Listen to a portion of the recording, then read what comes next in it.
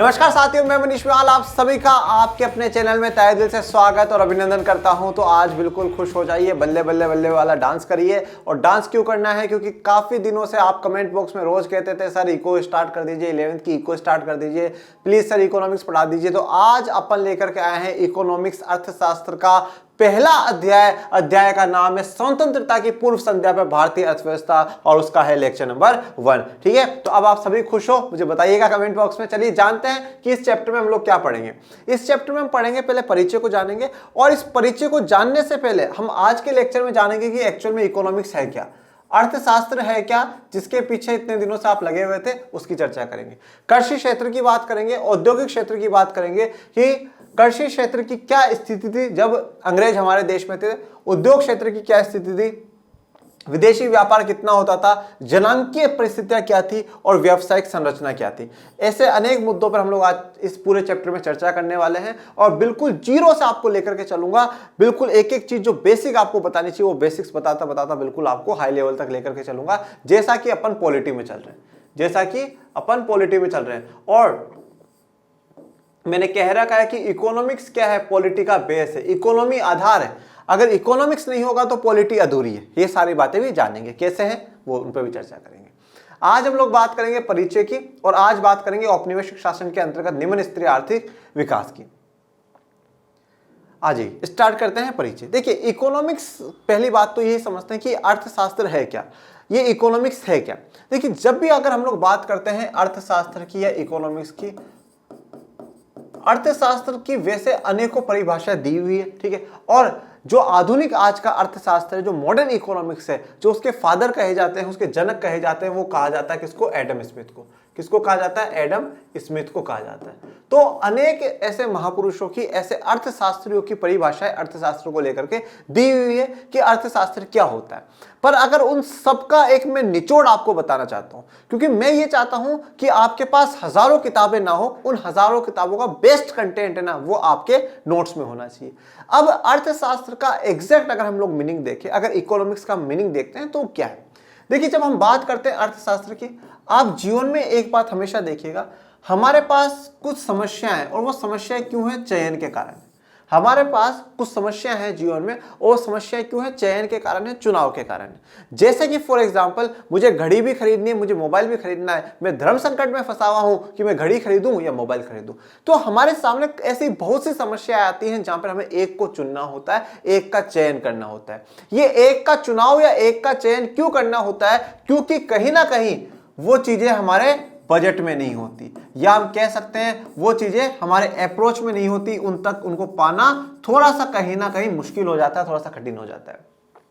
और हम ये भी कह सकते हैं कि हमारे पास जो संसाधन है वो सीमित है, हमारे पास लिमिटेड संसाधन है। अब जब संसाधन, जो रिसोर्सेज है, रिसोर्सेज जो है वो रिसोर्सेज जब हमारे पास लिमिटेड है, सीमित है जब संसाधन है, तो उन सीमित संसाधनों में से हमें कुछ चीजों का ही चयन कर पाते हैं, हम सबका चयन नहीं कर पाते। जैसा कि फॉर एग्जांपल मैं एक उदाहरण देता हूं कि आपके मम्मी पापा ने आपको 1000 रुपए दिए महीने के, आपके मम्मी पापा ने आपको 1000 रुपए दिए और बोला इस 1000 रुपए में तुझे महीने में सारे काम करने, किताबें लाना है तो भी 1000 रुपए में ही आएंगी, तेरा मोबाइल का रिचार्ज करवाना है तो वो भी इसे 1000 में होगा। सब कुछ आपने खर्चे 1000 में देख लिए।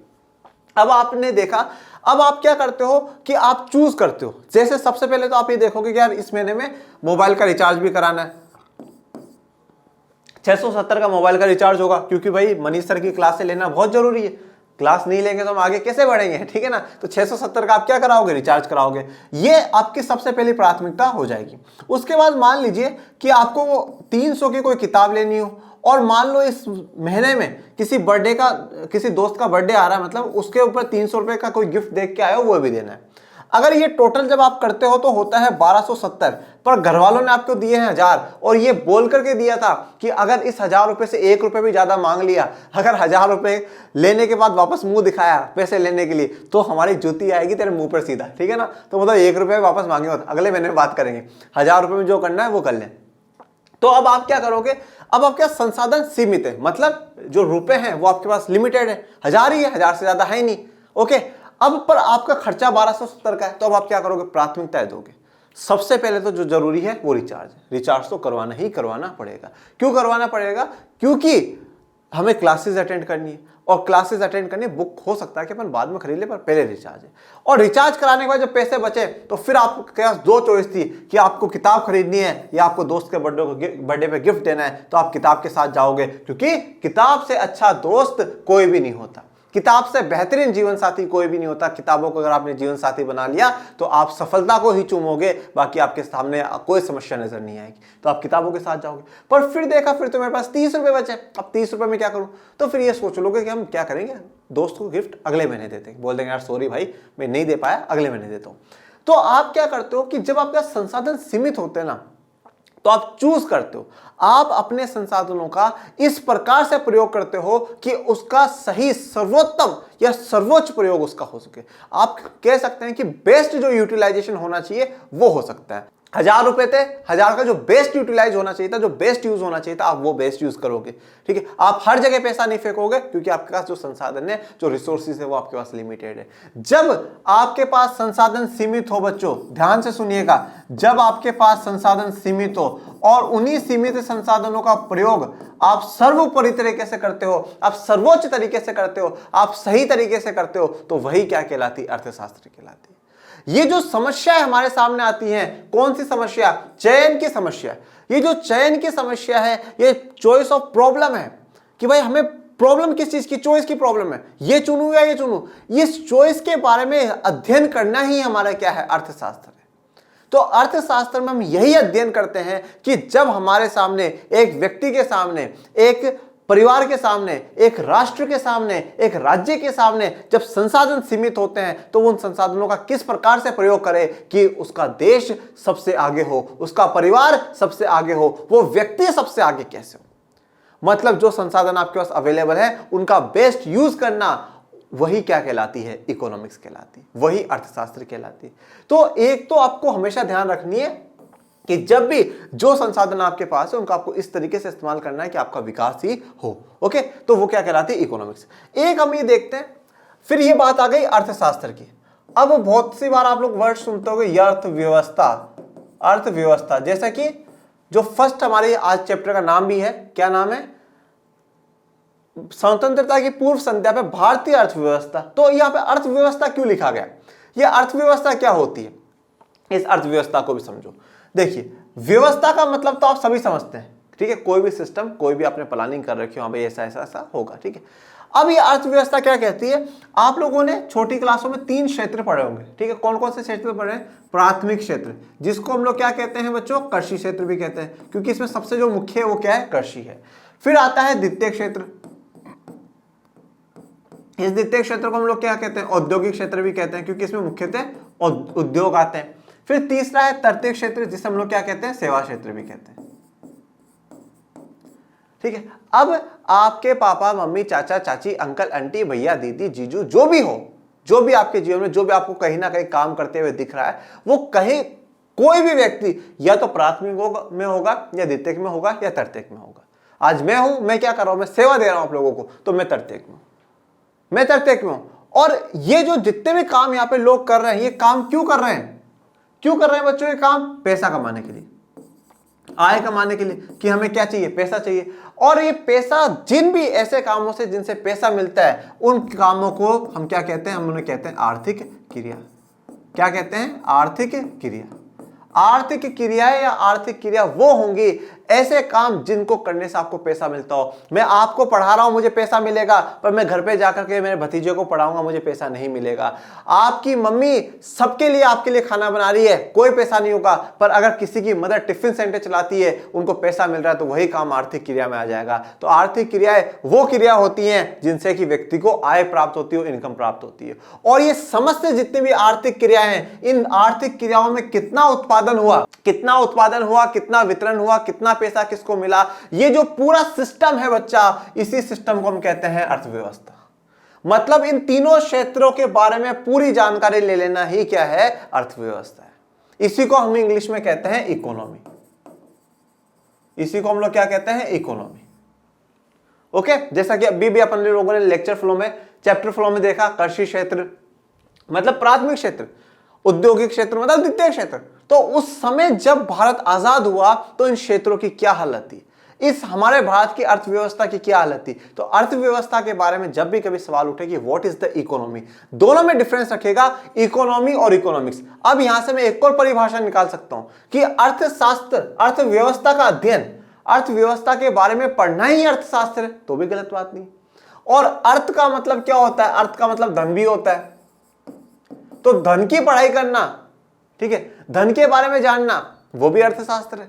पर एग्जैक्ट जो सही परिभाषा आती है अर्थशास्त्र की, वो यही वाली आती है कि आप अपने सीमित संसाधनों का इस प्रकार से सही ढंग से प्रयोग करें कि आपका देश का, समाज का सर्वोच्च विकास आपका होना ही होना चाहिए। ओके, उस बात का मैं क्या करना है, होना ही होना चाहिए। तो सीमित क्या है, संसाधन है। तो आप अर्थशास्त्र क्लियर कर चुके हैं, आप अर्थव्यवस्था क्लियर कर चुके हो।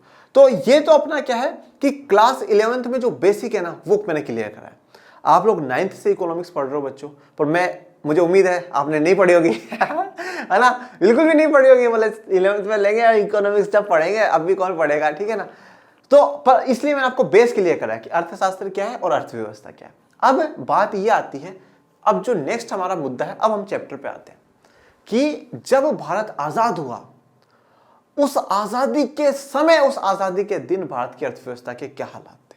मतलब जो भारत की पूरी इकोनॉमी थी, प्राथमिक क्षेत्र के क्या हालात थे, औद्योगिक क्षेत्र के क्या हालात थे, सेवा क्षेत्र के क्या हालात थे, और इन टोटल का जब हम मिला लेते हैं तो वही हमारी पूरी अर्थव्यवस्था है। उसी से हमें पता चलता है कि इतना उत्पादन हुआ, सकल घरेलू उत्पाद हमें उससे पता चलता है। सब कुछ हमारा वही डिपेंड कर रहा है, वो पूरी अर्थव्यवस्था है।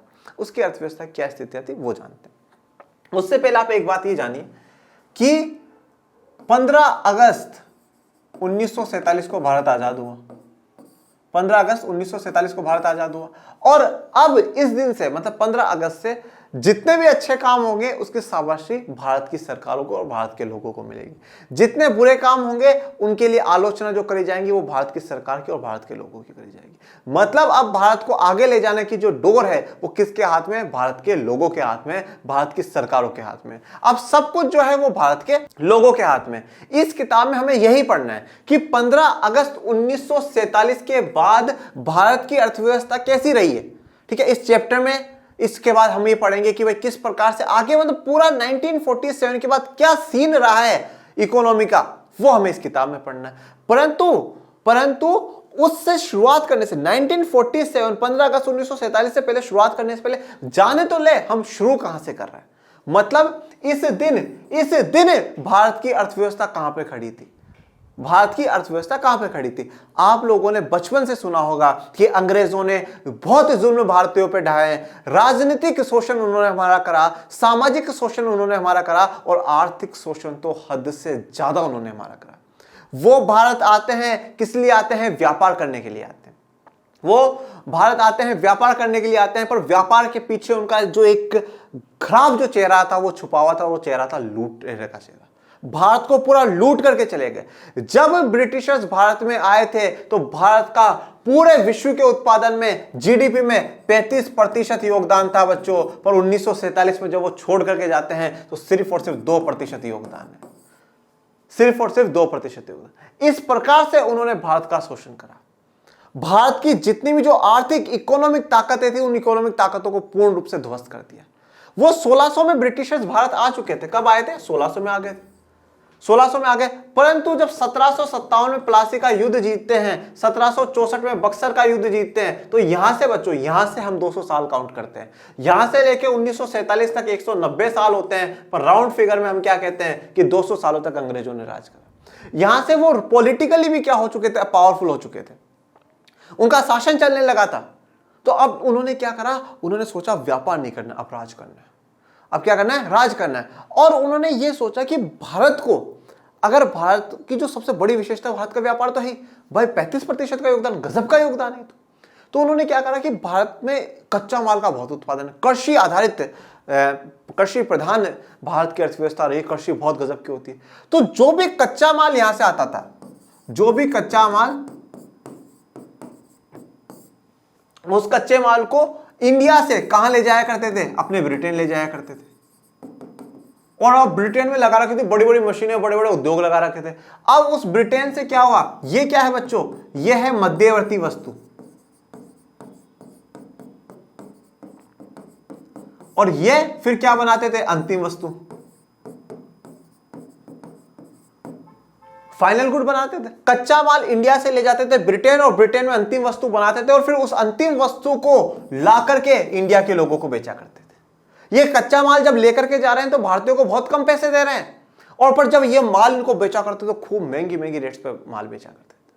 और जो भारत के जितने भी लघु उत्पादक थे उन सबको बंद कर दिया इन्होंने, उनकी सबकी फैक्ट्रियां बंद करवा दी। जो हस्तशिल्प थे, जो हाथों से हैंडीक्राफ्ट्स बनाया करते थे, हाथों से कोई साड़ी पे डिजाइन बना करके बेच रहे हैं, हाथों पे कोई जो डिजाइन बना करके जो बेचनी चाहिए उस प्रकार से वो डिजाइन बेच रहे हैं। हाथों से पूरा उद्योग हमारा इंडिया का चला था और उसकी तारीफ जितनी करूं उतनी कम है। वो पूरी दुनिया में वो मशहूर हुआ करते थे, पर उस पूरे के पूरे मार्केट को इन्होंने चौपट कर दिया, पूरे मार्केट को क्या कर दिया? खत्म कर दिया। और सिर्फ यहां से कच्चा माल ले जाकर के ब्रिटेन को समृद्ध बनाया और फिर वहां का अंतिम वस्तु ला करके भारत में बेचते गए, तो भारत के लोगों की जमा पूंजियां भी खत्म कर दी और फिर वो जो प्रॉफिट इनसे मिला फिर वो ब्रिटेन में ले जाकर के लगा दिया और फिर वहां पे और भी विकासात्मक कार्य कराए। खूब विकास ब्रिटेन का कराया। ब्रिटेन ने, यूनाइटेड किंगडम ने या इंग्लैंड, जो भी आप कहना चाहे, इन्होंने कभी भी जो भी काम करा वो भारत के विकास के नजरिए से नहीं करा। भारत के विकास के नजरिए से नहीं करा, उन्होंने किसके नजरिए से करा है? कि ब्रिटेन का विकास होगा, ब्रिटेन का विकास होना चाहिए, ब्रिटेन का विकास जरूरी है। जो भी काम करा सिर्फ और सिर्फ ब्रिटेन के विकास के नजरिए से करा कि हाँ ब्रिटेन का विकास होगा, अगर हम ये काम करते हैं तो ब्रिटेन का फायदा होगा, ये काम करेंगे तो ब्रिटेन का फायदा होगा। खूब उन्होंने ब्रिटेन का फायदा करा। और जैसा कि आपके चैप्टर के फर्स्ट पेज पर ही जो एक लाइन लिखी हुई है, जो 1894 में वाइसरॉय थे अलेक्जेंडर ब्रूस, वो क्या कहते हैं कि ब्रिटेन का बहुत बड़ा साम्राज्य है। ब्रिटेन सिर्फ और सिर्फ भारत पे राज नहीं कर रहा है, दुनिया के पता नहीं अलग अलग देशों पे राज कर रहा है, परंतु पूरे साम्राज्य की, पूरे एम्पायर का अगर सेंट्रल पॉइंट कुछ है तो वो भारत है।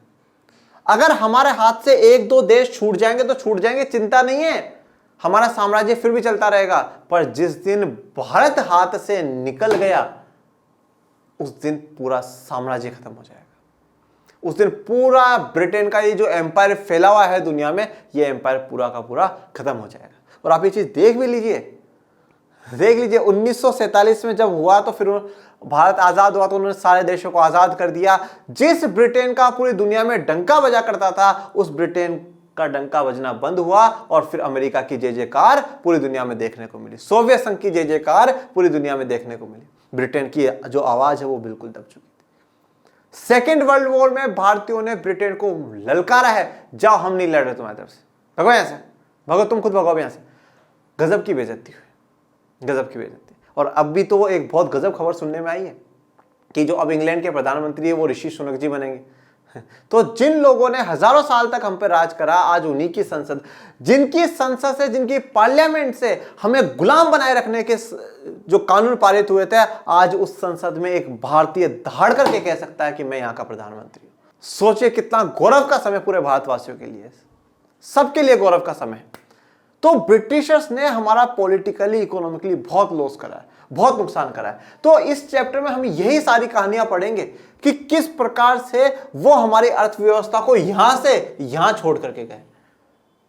उन्होंने पूरी हमारी अर्थव्यवस्था को बहा दिया है, पूरी अर्थव्यवस्था को खत्म कर दिया उन्होंने।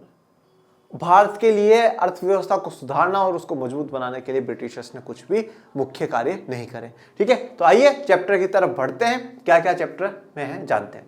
भारतीय अर्थव्यवस्था की वर्तमान संरचना कोई आज की नहीं है। देखिए, तो भारतीय अर्थव्यवस्था, भारत कोई आज का देश थोड़ी है कि 40-50 साल पहले बनाओ, हजारों सालों से चलता हुआ आ रहा है। तो और जो इसकी अर्थव्यवस्था है कोई आज की वर्तमान संरचना नहीं है कि भाई अब भी इसका पूरा स्ट्रक्चर हुआ हो, कृषि का, उद्योग का, सेवा क्षेत्र का, ऐसा नहीं है, काफी समय से चलता हुआ आ रहा है। इसके मूल सूत्र तो इतिहास में बहुत गहरे हैं, विशेष रूप से उस अवधि में जब भारत 15 अगस्त 1947 को स्वतंत्रता प्राप्ति के पूर्व 200 वर्षों तक ब्रिटिश शासन के अधीन था। वैसे तो अगर आप भारत के अर्थव्यवस्था में, भारत के इतिहास में जाएंगे तो काफी गहरा इतिहास आपको देखने को मिलता है, परंतु विशेष रूप से आप 15 अगस्त 1947 से पहले 200 सालों को पहले जो ब्रिटिश शासन के अधीन थे वो तो हमें देखना ही देखना है इस किताब में। भारत में ब्रिटिश औपनिवेशिक शासन का मुख्य उद्देश्य इंग्लैंड में तेजी से विकसित हो रहे औद्योगिक आधार के लिए भारतीय अर्थव्यवस्था को केवल एक कच्चा माल प्रदायक तक ही सीमित रखना था। अब एक एक शब्दों को समझो, क्यों? क्योंकि शब्दों में संसार समाया है। और अगर हम शब्दों को समझेंगे तो टॉपिक को समझेंगे, टॉपिक को समझेंगे तो हम चैप्टर को समझेंगे। और जिस दिन हम चैप्टर को समझ गए ना, गारंटी के साथ कहता हूं कि 1-2 प्रधानमंत्री और ब्रिटेन में हमारे ही होंगे आने वाले समय में, ठीक है ना। जब आप बड़े हो जाओगे तब आप भी प्रधानमंत्री बन जाना।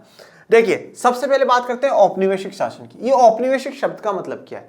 आप लोगों ने बहुत सी जगह देखते होंगे उपनिवेश, ठीक है, उपनिवेश, औपनिवेशिक, ठीक है ना। वो औपनिवेशिक हो गया, उपनिवेश हो गया। इंग्लिश में इन्हें कहा जाता है कॉलोनी या कॉलोनियल रूल। अब ये क्या है, इसको समझो। देखो भैया, अपन समझेंगे आसान भाषा में, बिल्कुल प्यारे प्यारे शब्दों में। कैसे समझना है?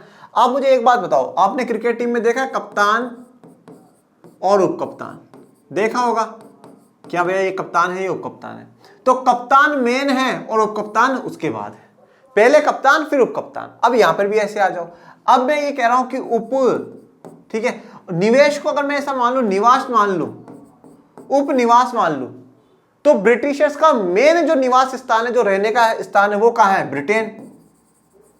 पर दूसरा उन्होंने किसको बना लिया? भारत को। दूसरा निवास उन्होंने किसको बना लिया? भारत को। तो भारत उनके लिए क्या हो गया? एक कॉलोनी हो गया कि हाँ हम वहां जाकर के रह रहे हैं। तो उपनिवेश या औपनिवेशिक का मतलब क्या हो गया कि एक जो देश है वो दूसरे देश पे राज करने लग जाए, एक देश दूसरे देश को अपने अधीन ले लेता है। उस व्यवस्था को हम औपनिवेशिक शासन कहते हैं। उस देश को उपनिवेश कहा जाता है, कॉलोनियल कहा जाता है, कॉलोनी कहा जाता है। तो औपनिवेशिक आपको बिल्कुल आसान भाषा में समझ में आ गया।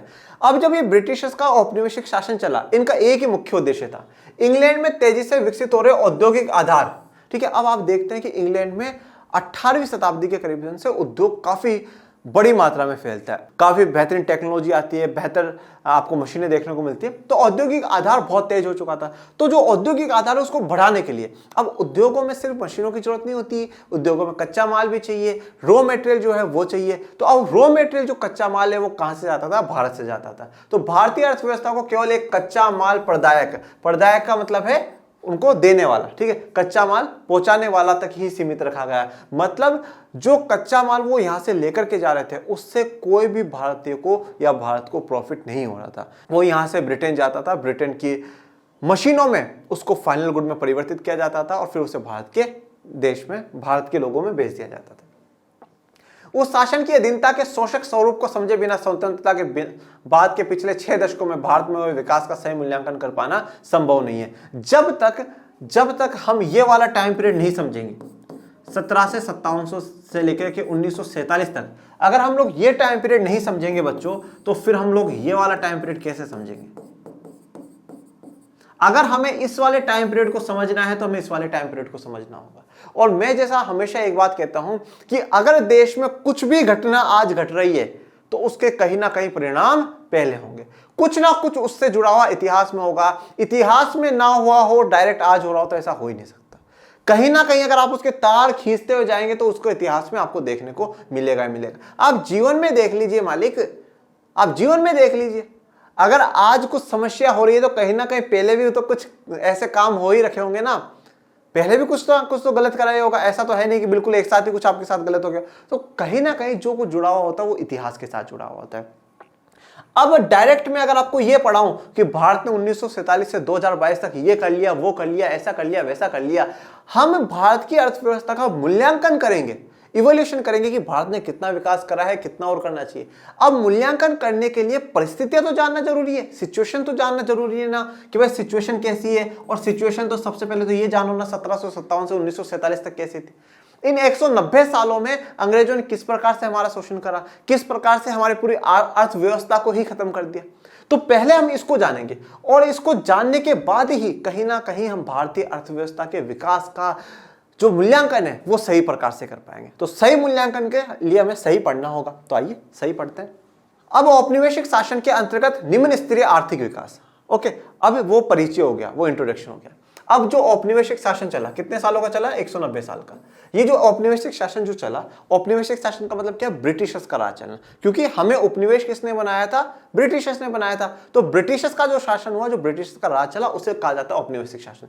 इसके अंतर्गत निम्न स्तर का मतलब बिल्कुल लो लेवल का, लो लेवल का क्या हुआ, आर्थिक विकास हुआ है, इकोनॉमिक डेवलपमेंट हुआ है। विकास का मतलब क्या होता है, ये विकास है कौन भैया, ये हमारे कॉलोनी में रहते हैं वो वाले विकास है, या आपके रिश्तेदार वो विकास है, ये विकास है कौन, कहां से आता है ये विकास, आइए जानते हैं इस विकास के बारे में।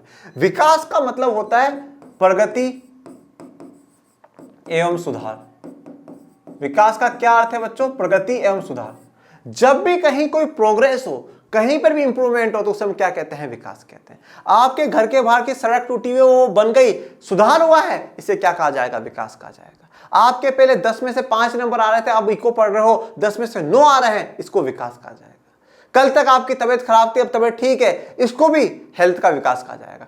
आपको जिस चीज में कहीं पर भी अगर आपको प्रगति नजर आती है, आपको इंप्रूवमेंट नजर आता है, आपको प्रोग्रेस नजर आ रही है, सुधार नजर आ रहा है, तो मेरे प्यारे विद्यार्थियों उसको क्या कहा जाता है, विकास कहा जाता है। कल अगर भारत की अर्थव्यवस्था जीडीपी 2% थी, 5% हो गई है, तो ये भी क्या है, ये विकास है।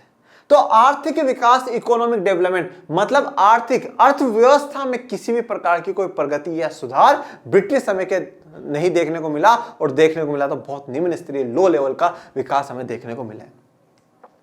अंग्रेजी शासन की स्थापना से पूर्व भारत की अपनी स्वतंत्र अर्थव्यवस्था थी, ठीक है। अब अंग्रेजी शासन से पहले जो भारत की अर्थव्यवस्था थी वो बिल्कुल स्वतंत्र थी। हाँ, ये बात सत्य है कि भारत काफी रजवाड़ों में बटा हुआ था, काफी राजाओं का शासन चलता था, ठीक है, परंतु इन सभी राजाओं के बीच में अर्थव्यवस्था को लेकर के बढ़िया तालमेल बैठा हुआ था, समन्वय बहुत अच्छा था, सबकी इंडिपेंडेंट स्वतंत्र अर्थव्यवस्था चल रही थी, और भारत के नाम था पूरी दुनिया में अर्थव्यवस्था को लेकर के। यद्यपि जनसामान्य की आजीविका और सरकार की आय का मुख्य स्रोत कृषि था, फिर भी देश की अर्थव्यवस्था में विभिन्न प्रकार की विनिर्माण गतिविधियां हो रही थी। देखिए, अब अगर जनसामान्य में तो जो आम जनता है, ठीक है, आम आदमी जिसे आज की भाषा में बोला जाता है, उसकी आजीविका का मतलब क्या है, आजीविका का मतलब होता है लाइवलीहुड। लाइवलीहुड का मतलब यह है जीने का आधार, ठीक है, क्या है, जीने का आधार, तू जीने के लिए जरूरी है, ठीक है ना, जीने का आधार, तू जीने के लिए जरूरी है। जीने के लिए जरूरी क्या होता है, कौन होता है जीने के लिए जरूरी, रोटी कपड़ा मकान, हाँ गलत मत सोचा करो, रोटी कपड़ा मकान। तो आजीविका का मतलब क्या है, जो जीने का आधार है, जीने का आधार मतलब क्या है, रोटी कपड़ा मकान। अब ये रोटी कपड़ा मकान कब आएगा, जब आपके पास पैसा आएगा, और पैसा कब आएगा, जब आप कमाओगे, और जो कमाते हो उसको क्या बोलते हो, इनकम बोलते हो, आय बोलते हो। तो ये जो आय का मुख्य स्रोत है लोगों का, वो क्या था, कृषि था। लोग किसान थे, खेतीबाड़ी करते थे, उसी से कमाते थे। और जो राज्य मतलब जो सरकार है, सरकारों का भी जो मुख्य इनकम का स्रोत था वो भी कृषि था। जब जनता ही कृषि से कमा रही है तो वो सरकार को किस में से टैक्स देगी, कृषि में से टैक्स देगी। तो सरकार और जनता किससे कमा रही थी, कृषि से कमा रही थी। कृषि मुख्य या कृषि प्रधान देश होने के बावजूद भी भारत में काफी विनिर्माण गतिविधियां होती थी। विनिर्माण का मतलब होता है मैन्युफैक्चर करना, निर्माण करना, बना रहे हो आप, क्या कर रहे हो आप, बना रहे हो, ठीक है। जैसे आप इसको और भी अच्छा सा अगर आपको इसको मैं आप ट्रिक बताऊं, देखो वी और निर्माण का मतलब तो मुझे उम्मीद है कि आप सबको पता होगा। अगर मैं ये कह दूं कि वी और निर्माण, पहले तो ये बताओ वी निर्माण का मतलब क्या है, मैन्युफैक्चरिंग। और मैन्युफैक्चरिंग का मतलब ये होता है कि आप किसी कच्ची वस्तु को, कच्चे माल को अंतिम वस्तु में बदल दो। कच्चे माल को अंतिम वस्तु में बदलने का मतलब क्या है, भाई मुझे कॉटन की टी शर्ट पहननी है, मुझे कोई कपास रुई ला करके दे दे, लो चिपका लो सर, तो बढ़िया लगेगा क्या, नहीं, कॉटन की टी शर्ट चाहिए। फाइनल गुड, अंतिम वस्तु मुझे ये चाहिए, ये मेरे लिए काम की चीज है। तो मैन्युफैक्चरिंग क्या कहता है कि आप कच्चे माल को अंतिम वस्तु में बदल देते हो, वो विनिर्माण है। मतलब आपने कच्चे माल को क्या कर दिया, एक विकसित सामान बना दिया। विकसित मतलब अच्छा सामान है, दिखने में बढ़िया लगता है, तो विकसित है। तो आप इसको ऐसे याद रख सकते हो, विकसित निर्माण। विकसित निर्माण का मतलब क्या हुआ, विकास हुआ ना, कच्चे माल का क्या हुआ, विकास हुआ, तो विकास वाला निर्माण हुआ, मतलब आपने एक अंतिम वस्तु जो बनाई है वो बहुत बेहतर बनाई। तो विनिर्माण की गतिविधियां हो रही थी। सूती व रेशमी वस्त्रों, धातु आधारित तथा बहुमूल्य मणिरत्न आदि से जुड़ी शिल्प कलाओं के उत्कृष्ट केंद्र के रूप में भारत विश्व भर में सुविख्यात हो चुका था। तो देखिए, सूती और रेशमी वस्त्र हो, चाहे धातु कोई भी मेटल्स हो, ठीक है, सोना चांदी, सिल्वर, तांबा, ये सब बहुमूल्य मणि रत्नों, जो रत्न आते हैं, ठीक है, प्रीसियस जो डायमंड्स होते हैं, वो डायमंड्स की बात हो रही है। वो इन सब से जो शिल्प कला है उत्कृष्ट, उनको कोई शेप देकर के कुछ बनाना और करना, ऐसी चीजें पूरी दुनिया में क्या थी, भारत की सुविख्यात थी। सुविख्यात का मतलब होता है अच्छे से विख्यात थी। आपने दो शब्द सुनेंगे, ठीक है, सपूत और कपूत, मतलब सपूत अच्छा बेटा और कपूत बेकार बेटा। तो जहां सु लग जाता है, सु अच्छी चीजों को दिखाता है और कु बेकार चीजों को दिखाता है, ठीक है। तो सु मतलब अच्छे रूप में भारत पूरी दुनिया में विख्यात था, फेमस था। भारत में बनी इन चीजों की विश्व के बाजारों में अच्छी सामग्री के प्रयोग तथा उच्च स्तर की कलात्मकता के आधार पर बड़ी प्रतिष्ठा थी। अब पूरी दुनिया में भारत के इन सामानों का काफी रेपुटेशन थी, काफी प्रेस्टिजियस रेपुटेशन आप कह सकते हो, काफी मान सम्मान इन जो जितने भी सामान है उनको मिलता था। क्यों?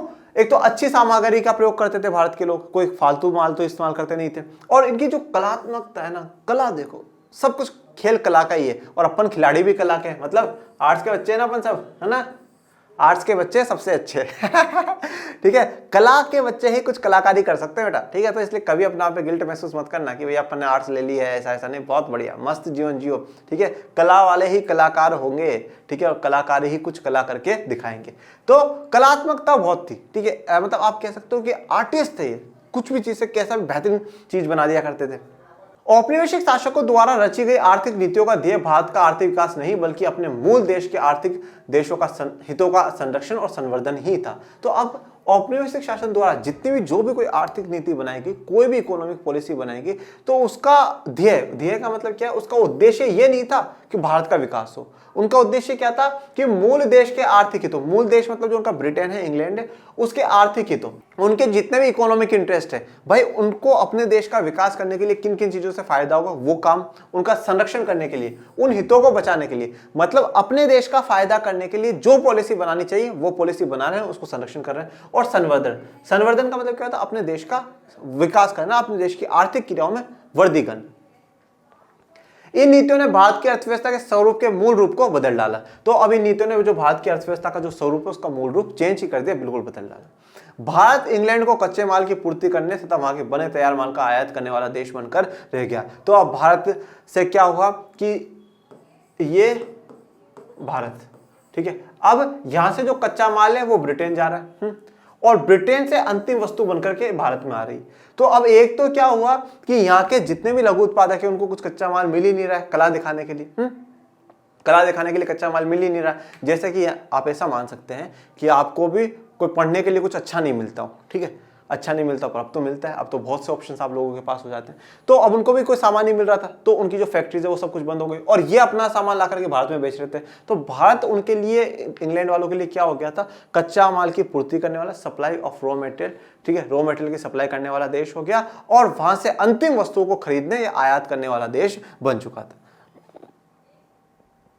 स्वाभाविक ही था कि औपनिवेशिक शासकों ने कभी इस देश की राष्ट्रीय तथा प्रति व्यक्ति आय का आंकलन करने का भी ईमानदारी से कोई प्रयास नहीं किया। देखिए, औपनिवेशिक जितने भी शासक थे उनमें से किसी ने राष्ट्रीय और प्रति व्यक्ति आय का आंकलन, राष्ट्रीय आय का मतलब टोटल पूरे देश में कितनी इनकम कमा रहे लोग, और उनमें से एक एक व्यक्ति कितना कमा रहा है, इसका आंकलन का मतलब क्या होता है, कैलकुलेट करने की कभी किसी ने ईमानदारी से कोशिश नहीं करी। क्यों करेंगे वो, है? उनको क्या मतलब है भारत का प्रति व्यक्ति कितना कमा रहा है, उनको क्या मतलब है कि भारत की टोटल आय क्या है। वो तो सिर्फ और सिर्फ सब कुछ इंग्लैंड लेकर के जा रहे हैं, सब कुछ पूरा का पूरा इंग्लैंड लेकर के जा रहे हैं, तो उनको तो सिर्फ और सिर्फ इंग्लैंड से मतलब था। और अगर वो कैलकुलेट कर लेते तो उनके राज नहीं खुल जाते कि देखो हमने इतना शोषण भारत का कर दिया है। तो उनमें से किसी ने भी ये कोशिश नहीं करी कि नहीं यार हम भारत की राष्ट्रीय आय का कैलकुलेशन हम लोग करें या प्रति व्यक्ति आय का कैलकुलेशन करें। कुछ लोगों ने निजी स्तर पर आकलन किए, मतलब किसी ने निजी स्तर पर, मतलब खुद इंडिविजुअल ने कोशिश करी, पर सरकार की तरफ से कोई मदद नहीं मिली। जो ब्रिटिश सरकार थी उनकी तरफ से कोई मदद नहीं मिली, पर उनके अनुमानों में बहुत विसंगति और आपसी मतभेद भी रहे। विसंगतियों का मतलब काफी गलतियां थी, उन्होंने जितने भी अनुमान लगाए उनमें काफी मिस्टेक्स थी, और उन मिस्टेकों के साथ साथ जितने लोगों ने दिए उनके बीच में मतभेद भी था। वो बोलता है ये सही है, वो बोलता है ये गलत है। इन आकलनकर्ताओं का मतलब जिन्होंने आकलन करा है, जिन्होंने कैलकुलेट करा है, जाना था, दादा भाई नेरोजी सबसे गजब के व्यक्ति उस समय के जाने माने अर्थशास्त्री रहे। William Digby, Findlay Siraj, doctor VKRV Rao तथा RC देसाई प्रमुख रहे। औपनिवेशिक काल के दौरान डॉक्टर राव द्वारा लगाए गए अनुमान बहुत महत्वपूर्ण माने जाते हैं। तो ये सवाल पूछा जा सकता है कि किसके अनुमान सबसे ज्यादा महत्वपूर्ण माने जाते हैं, तो किसके माने जाते हैं, डॉक्टर राव के माने जाते हैं। फिर भी सभी अध्ययनकर्ता एक बात पर सहमत रहे कि 20वीं शताब्दी के पूर्वार्ध में भारत की राष्ट्रीय आय की वार्षिक संवृद्धि दर 2% से कम ही रही। मतलब 20वीं शताब्दी का जब आप दौर देखेंगे तो आपको पता चलेगा कि 2% से कम, मतलब जो राष्ट्रीय आय की वार्षिक बढ़ोतरी हो रही है वो 2% से कम हो रही है, और प्रति व्यक्ति आय में दर तो मात्र आधा % ही रह गई है। मतलब टोटल अगर आप इनकम देखते हैं तो 2% पे आ गई है, और अगर आप पर कैपिटा इनकम या प्रति व्यक्ति आय देखते हैं तो आधा % पे आ गई है, या मैं कह सकता हूँ 0.5% पे। आप देखिए कि किस प्रकार से उन्होंने हमारा आर्थिक शोषण करा है। अभी आपके बॉक्स में दिया हुआ है बंगाल का सूती उद्योग, ठीक है, इसके बारे में जानते हैं। मलमल एक विशेष प्रकार का सूती कपड़ा होता है, मलमल के बारे में हम लोग सभी जानते हैं। इसका मूल निर्माण क्षेत्र बंगाल, विशेषकर ढाका के आसपास का क्षेत्र रहा है। ये नगर अब बांग्लादेश की राजधानी, ठीक है। तो ये बंगाल का क्षेत्र था, फिर बाद में विभाजन हो गया और विभाजन के समय में ये बांग्लादेश के पास चला गया और ढाका आज बांग्लादेश की राजधानी है। ढाका के मलमल ने उत्कृष्ट कोटि के सूती वस्त्र के रूप में विश्व भर में बहुत ख्याति अर्जित की है। तो यहाँ का जो ये सूती वस्त्र जो मलमल है वो उसने पूरी दुनिया में क्या है फेमस पॉपुलैरिटी पाई है कि काफी अच्छा वस्त्र है। ये बहुत ही महीन कपड़ा होता था, विदेशी यात्री से शाही मलमल या मलमल खास भी कहते थे। तो ये बहुत ही महीन कपड़ा होता था, बिल्कुल बहुत ज्यादा महीन होता था, बाकी काफी सॉफ्ट होता है मलमल, है ना। और जो विदेशी यात्री यहाँ पर आते थे उसको शाही मलमल कहते थे, क्योंकि शाही लोगों का, राजा महाराजाओं वाला मलमल है, और खास मलमल भी कहा जाता था इसको।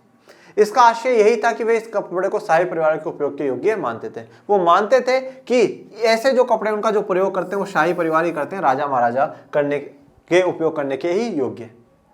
ओके, और फिर वो लोग भी क्या करा करते थे, उपयोग करा करते थे। तो ब्रिटिशर्स को बहुत अच्छी फीलिंग आया करती थी, यार वाह देखो हम इतने अच्छे कपड़े पहने, हमने कभी पहने ही नहीं थे जीवन में। ठीक है, आज के लिए इतना ही प्यारे बच्चों, और आप बताइएगा यह पहला लेक्चर कैसा रहा, और ये तो करोगे आप लाइक शेयर सब्सक्राइब, तो आप लोगों को करना ही है, ज़्यादा से ज़्यादा लोगों तक फैला देना। अब देखो मैंने आपकी बात मानी है, मैं लेक्चर्स रेगुलर लेकर के आऊँगा 6 के 6 दिन। मेरी 2 शर्तें हैं। पहली तो खूब जी जान लगा के मेहनत करनी है, खूब पढ़ना है, कोई डाउट आओ कमेंट बॉक्स में डाल दो, ठीक है। और ज़्यादा ज़्यादा लाइक शेयर सब्सक्राइब कराओ बच्चों, प्लीज़ ज़्यादा ज़्यादा। ये इस चैनल को में आग लगा दो, धक धक धक धक धक धक, ठीक है। सब तक फैला दो, और मिलते हैं नेक्स्ट लेक्चर में। तब तक के लिए थैंक यू सो मच। जय हिंद, जय भारत।